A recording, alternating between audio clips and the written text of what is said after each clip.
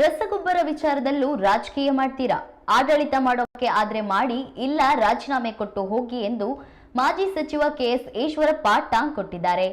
ಶಿವಮೊಗ್ಗದಲ್ಲಿ ಮಾಧ್ಯಮ ಪ್ರತಿನಿಧಿಗಳ ಜೊತೆ ಮಾತನಾಡಿದ ಅವರು, ಒಂದು ಕಡೆ ಕೇಂದ್ರ ಸರ್ಕಾರಕ್ಕೆ ಪತ್ರ ಬರೆಯುತ್ತೇನೆ ಎಂದು ಒಂದು ಕಡೆ ಸಿಎಂ ಹೇಳ್ತಾರೆ, ಮತ್ತೊಂದು ಕಡೆ ರಸಗೊಬ್ಬರ ಕೊರತೆ ಇಲ್ಲ ಎಂದು ಕೃಷಿ ಸಚಿವ ಚಲುವರಾಯಸ್ವಾಮಿ ಹೇಳ್ತಾರೆ. ರೈತರಿಗೆ ಈ ಮೂಲಕ ಮೋಸ ಮಾಡ್ತಾ ಇದ್ದಾರೆ ಎಂದು ಈಶ್ವರಪ್ಪ ಕುಟುಕಿದರು. ಕುರ್ಚಿ ಉಳಿಸಿಕೊಳ್ಳಲು ದೆಹಲಿಗೆ ಓಡಾಡ್ತಾ ಇದ್ದಾರೆ. ಜನರು ದಂಗೆ ಏಳೋದಕ್ಕೂ ಮುಂಚೆ ಸರ್ಕಾರ ಎಚ್ಚೆತ್ತುಕೊಳ್ಬೇಕು ಎಂದು ಹೇಳಿದರು.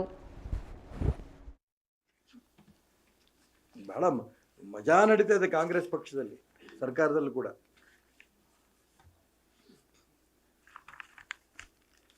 ನಾನು ಯಾವುದು ಕೊಡ್ತಾರೆ ನಾನು ಹೇಳ್ತಿಲ್ಲ, ನೀವು ಪತ್ರಿಕೆಗಳು ಬಂದಿದ್ದು ಹೇಳ್ತಾ ಇದ್ದೀನಿ. ಯಾವುದು ಒಂದೇ ಒಂದು ಅಕ್ಷರ ಬೇರೆ ಹೇಳ್ತಿಲ್ಲ ನಾನು.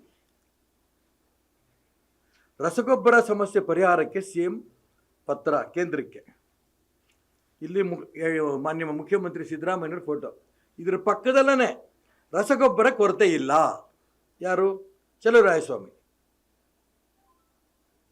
ಕೃಷಿ ಸಚಿವ ಚಲುವರಾಯಸ್ವಾಮಿ ಅವರು ರಾಜ್ಯದಲ್ಲಿ ಯಾವುದೇ ಜಿಲ್ಲೆಯಲ್ಲೂ ರಸಗೊಬ್ಬರ ಕೊರತೆ ಇಲ್ಲ ಅಂತ ತಿಳಿಸಿದ್ದಾರೆ. ಯಾಕೆ ರಾಜಕೀಯ ಮಾಡ್ತೀರಿ? ಕೇಂದ್ರಕ್ಕೆ ಯಾಕೆ ಪತ್ರ ಬರೀತೀರಿ? ಆಡಳಿತ ಮಾಡೋಕೆ ಆದರೆ ರೈತರ ಪರವಾಗಿ ನಾವು ಇದೀವಿ ನಂಗಾದರೆ ನೀವು ಮಾಡಿ, ಎಲ್ಲ ಸುಮ್ಮನೆ ರಾಜೀನಾಮೆ ಕೊಟ್ಟು ಹೋಗಿ. ಇವರ ತಪ್ಪುಗಳೇನಿದೆ ಅದನ್ನು ತುಂಬೋದಕ್ಕೆ ಕೇಂದ್ರ ಸರ್ಕಾರ ಕಡೆ ತೋರಿಸೋದು. ಹೋಗಿ ಪತ್ರಿಕೆ ಓದೋರು ಬರೀ ಸಿದ್ದರಾಮಯ್ಯಂದು ಒಂದೇ ಸ್ಟೇಟ್ಮೆಂಟ್ ನಾವು ನೋಡಲ್ಲ, ಚಲುವರಾಯಸ್ವಾಮಿದು ಸ್ಟೇಟ್ಮೆಂಟ್ ನೋಡ್ತೀವಿ. ಹಿಂಗೆ ದ್ರೋಹ ಮಾಡೋಂಥ ವ್ಯವಸ್ಥೆ ಇದೆಯಲ್ಲ, ಇದು ಯಾವುದೇ ಕಾರಣಕ್ಕೂ ಕೂಡ ಈ ರಾಜ್ಯದ ರೈತರು ಕೂಡ ಕ್ಷಮಿಸಲ್ಲ. ಒಂದು ಕಡೆ ಪರಿಶಿಷ್ಟ ಜಾತಿ, ಪರಿಶಿಷ್ಟ ವರ್ಗ, ಹಿಂದುಳಿದ ವರ್ಗದ ದ್ರೋಹ, ಮತ್ತೊಂದು ಕಡೆ ನೇರವಾಗಿ ರೈತರಿಗೆ ಮೋಸ. ಎಲ್ಲಿ ಹೋಗ್ತಾ ಇದೆ ಆಗ ರಸಗೊಬ್ಬರ? ಕಾಳಸಂತೆಯಲ್ಲಿ ಹೋಗ್ತಾ ಇದೆಯಾ? ಅದರದ್ದೇನೋ ಶೇರ್ ನಿಮಗೆ ಬರ್ತಾ ಇದೆಯಾ?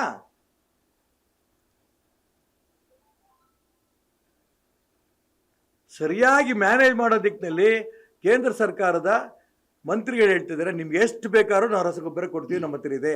ಯಾಕೆ ಮುಂಚೆ ನೀವು ದಾಸ್ತಾನು ಮಾಡ್ಕೊಳ್ಳಲಿಲ್ಲ? ಯಾರು ಮುಖ್ಯಮಂತ್ರಿ ಆಗಬೇಕು ಅನ್ನೋದು ಬಡದಾಟ. ದೆಹಲಿಗೆ ದಿನ ಹೋಗೋದು ಬರೋದು. ಇದರಲ್ಲಿ ವಿನಃ ನೀವು ರೈತರ ಬಗ್ಗೆ ಕಾಳಜಿ ಇಲ್ಲ, ಹಿಂದುಳಿದವ್ರ ಬಗ್ಗೆ ಕಾಳಜಿ ಇಲ್ಲ, ಪರಿಶಿಷ್ಟ ಜಾತಿ ಪರಿಶಿಷ್ಟ ವರ್ಗ ಕಾಳಜಿ ಇಲ್ಲ. ನಿಮ್ಮ ಕುರ್ಚಿನೇ ನಿಮ್ಗೆ ಗಟ್ಟಿಯಾಗಿದೆ. ಅದಕ್ಕೋಸ್ಕರ ರಾಜ್ಯದ ರೈತರಾಗಲಿ, ಹಿಂದುಳಿದ ವರ್ಗದವರಾಗಲಿ